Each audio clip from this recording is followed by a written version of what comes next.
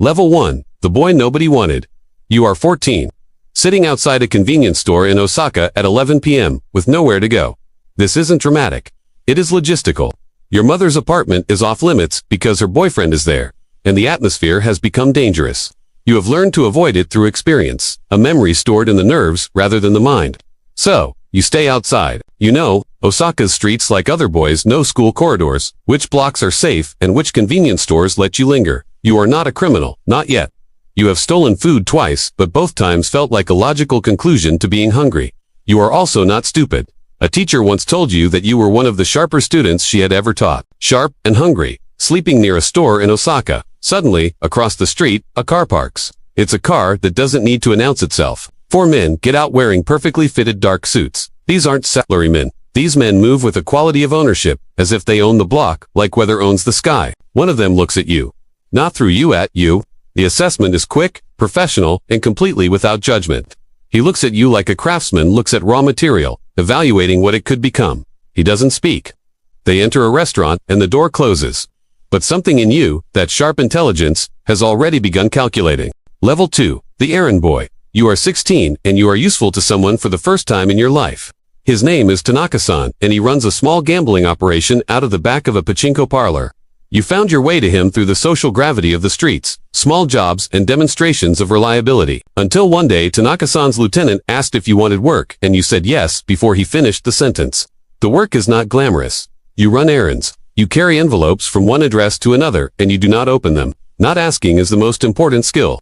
You stand outside doors and you watch the street. You send a specific message on your phone, a single character if anything changes that Tanaka-san should know about. You are present and useful and invisible in the way that good tools are invisible, noticed only when they are missing. You are a chinpira, a small-time street punk, the lowest rung of the Yakuza world. You are orbiting the organization, demonstrating through the accumulation of small reliable acts that you are the kind of person they can use. The thing this world runs on is not violence. Violence is always present in the background, like the ocean in a coastal city. But the organization actually runs on trust. Specifically, the trust built through repeated demonstration that you do what you say. The man who delivers more than he claims is invaluable. You have understood this instinctively since the first errand. Tanaka-san tests you. He sends you with a valuable envelope to see if it arrives intact. It does. He puts you in a conversation where someone tries to get information out of you. You say nothing useful. You have a sense for the shape of a conversation that is going somewhere it shouldn't. He notices. You are a nobody who is being watched by people who know what they are looking for. And it is exactly what you have always had. Level 3, the initiation. You are 19, and tonight you become real. The ceremony is called Sakazuki, the sharing of sake cups. It is the ritual that transforms an outsider into an insider, a hanger-on into a member, a boy who does errands into a man who belongs. It is old, older than the modern Yakuza, rooted in a tradition of sworn brotherhood that goes back centuries in Japanese culture. The Yakuza have preserved this with an exactness that is surprising. Because this world's relationship with tradition is completely serious. The room is formal. You have been told exactly what to wear, exactly how to sit, and exactly what to say. The oyaban, the boss, the father figure, the man at the apex of this family, sits across from you. Between you, a small table. On the table's sake, the sake is poured into 2 cups. A larger cup for the oyabin, a smaller cup for you. The relative sizes represent the positions in the relationship being formalized. The oyabin drinks first and passes it to you. You drink. You pass your cup to him. He drinks. The exchange is complete. You are now Koban, a child. The oyabin is your oyaji, your father. This is a genuine filial bond that supersedes blood family in many practical ways. Giri obligation. Duty is the word that governs everything from this moment. You owe the organization total, permanent, unconditional loyalty. The kind that does not calculate costs. In exchange, you receive ninjo, the genuine care of the organization for its members. The oyabin who takes a koban is responsible for him. His welfare, his development, his problems are the oyabin's problems. You have seen Tanaka-san, your aniki, your older brother spend an entire night solving a problem for a junior member. You have seen the organization function as the family that your actual family failed to be, and the comparison is not subtle. You leave the ceremony with a new name. Your own name remains, but you are now a member of the Yamak. The name of the organization is now part of your identity, and you carry it with the weight it deserves. Level 4, the Soldier Wakash Junior Member. You are 22 and you are learning what the organization actually is. It is not what television said it was. Television said it was violence and hierarchy and men making dramatic decisions in dark rooms. The violence is real. The hierarchy is real. The tattoos are real. Yours is in progress. A full back piece being applied by a master Harishi. It is being hand-applied, which takes years and hurts in a way that machine tattooing doesn't. A sustained deliberate pain, the pain is itself a form of commitment. A way of writing membership onto the body in a language that cannot be removed. But the day-to-day reality of Yakuza membership is less dramatic and more organizational than the image. The Yakuza are, at their foundation, a business. Multiple businesses, actually, protection fees, construction contracts, real estate, entertainment, and gray market operations. The organization makes money. The money flows upward through the hierarchy, a percentage from each level to the level above. This system of tribute is the financial backbone. Your job is to be the ground-level presence in your assigned territory. You know the businesses. You know the owners. You know who is current and who needs a conversation and what kind of conversation. Whether they need to be reminded or whether they need to understand that the reminder has been exhausted. Knowing the difference is the job. Handling them correctly is what separates a useful member from a problem. You almost never use violence. Violence is expensive. It attracts attention, police involvement, and political pressure. The implicit threat of violence is worth more than actual force. Because it achieves compliance without the costs. You are the human face of that threat. You are polite, you are well-dressed, you are respectful to the business owners. They regard the relationship with pragmatic acceptance, like a weather pattern, managing it costs less than fighting it. You are also, quietly, developing a reputation. A quiet reputation travels in Osaka's underworld through trusted channels. You solve problems cleanly. You are reliable in the way that matters most, the reliability of judgment. When you assess a situation, your assessment is accurate. When you take action, it achieves what it was meant to. Your Aniki Tanaka notices, this world does not give compliments, it gives opportunities. The opportunity he is preparing for you is the thing that will define the next phase of your life. Level 5, the lieutenant. You are 27 and you are managing people now. The jump from soldier to lieutenant is not purely a rank advancement, it is a categorical change in what you are. The soldier executes. The lieutenant organizes execution. He manages a group of junior members and coordinates their activities. He ensures the territory runs smoothly, handling problems too complex for a junior member but not significant enough to escalate to senior leadership. You have 8 men under you. You know them completely, their strengths, their weaknesses, and their financial situations. You know the specific ways each one is likely to make a mistake and the conditions under which those mistakes are most probable. You manage around the weaknesses and you develop the strengths and you hold everyone to a standard that is understood by everyone. The hardest part is the human management, specifically the management of men who join for reasons not always compatible with the organization's long-term interests. Some men are here for belonging, income, and identity.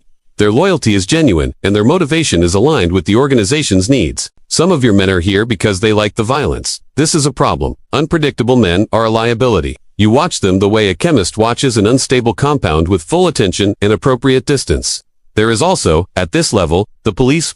The relationship between the Yakuza and Japanese law enforcement is complex and misunderstood. Japan has specific laws regarding Yakuza membership, the Boryakudan Countermeasures Act. You are legally a designated member of a Boryakudan. The police know who you are. You know who they are. There is a specific etiquette to this mutual awareness. It is a managed coexistence built on the shared understanding that certain things are preferable to their alternatives. This is changing. The laws are tightening. The tolerance that once characterized the relationship is eroding. But you have been in this world long enough to understand that it has been adapting for decades, and the adaptation continues. Your job is to be part of the adaptation rather than a casualty of it. Level 6, the underboss, at 33. You are the number 2 man, the Wakagashira, the right hand. You are the engine that converts the Oyaban's intentions into reality. You manage 43 members like a general knows his army. You know who is producing and where problems are developing before they ever reach the top. The financial picture is complex. Tributes flow upward, while you cover legal and medical costs.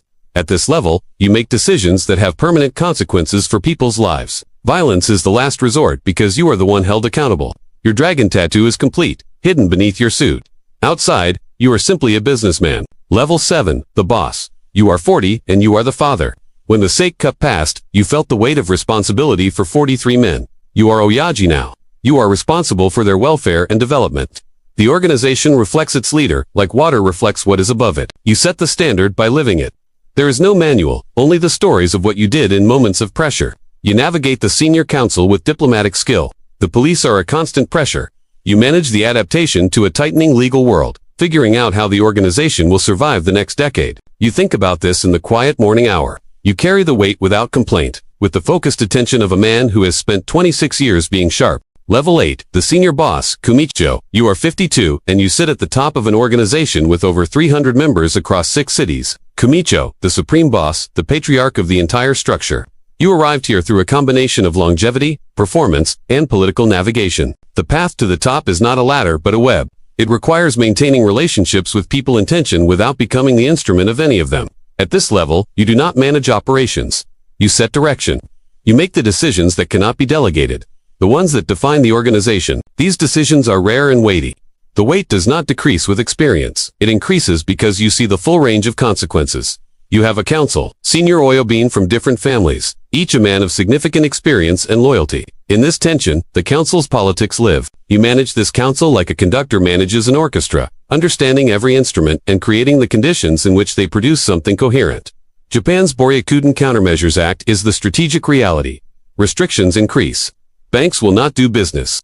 Real estate transactions are complicated. The organization is smaller now because the environment has changed, and the environment always wins. You are adapting, not surrendering, adapting. Your job is to ensure the essential thing, the family structure. The Gira Ninjo, the web of obligation, survives the adaptation intact. Level 9, the Elder Shingin. You are 64, and you have stepped back. Not retired, but the daily operations are no longer yours.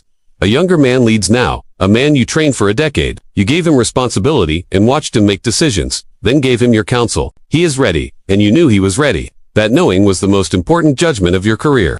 You are now a Shingin, a senior advisor. Your experience is the resource. 50 years of navigating this world, relationships maintained, and crises managed. You are the accumulated institutional wisdom. You are the keeper of history.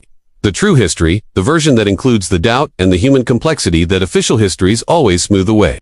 The young men come to you for the thing that cannot be ordered, the understanding. That comes from having lived long enough inside a thing. They ask about uncertainty. You tell them the truth. The truth about duration, about what things look like 10 or 20 years after the decision. When the original context has receded, what remains is what actually happened and what it actually cost.